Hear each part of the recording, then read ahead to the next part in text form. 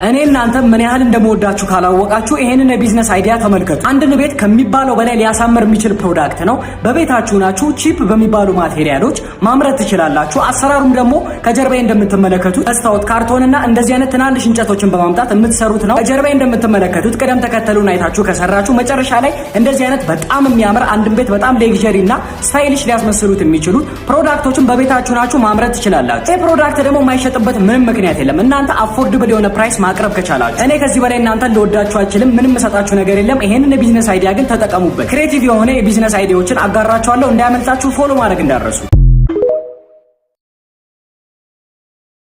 ብዙ ገንዘብ የሌላችሁ ሰዎች አሁኑኑ ይሄን ቢዝነስ ጀምሩ። እንደምታዩት እነዚህን ትናንሽ እንጨቶችና መስታወቶችን በመጠቀም አንድን ቤት በጣም ሌግዠሪ ሊያስመስሉ የሚችል ፕሮዳክት መስራት ትችላላችሁ። አሰራሩን ደግሞ ከጀርባዬ እንደምትመለከቱት ቅደም ተከተሉን አይታችሁ ከሰራችሁ መጨረሻ ላይ እንደዚህ አይነት ሉክ ይሰጣችኋል። እንደምታዩት ይሄን ነገር ለመስራት ከባድ የሆነ ኢንቨስትመንት፣ ከባድ የሆነ ኮስት የሚያስወጣችሁ አይነት አይደለም። በትንሽ ገንዘብ ማቴሪያሎቹን ገዛዝታችሁ ማቅረብ ትችላላችሁ። ይሄ ማቴሪያል ያላችሁ ነጋዴዎች ደግሞ ኮሜንት ላይ ገብታችሁ ይሄ ግብአት እኔ ጋር ማግኘት ትችላላችሁ ማለት እንዳትረሱ። የእናንተ መቃ እንዲሸጥላችሁ ክሬቲቭ የሆኑ የቢዝነስ አይዲያዎችን አጋራችኋለሁ። እንዳያመልጣችሁ ፎሎ ማድረግ እንዳትረሱ።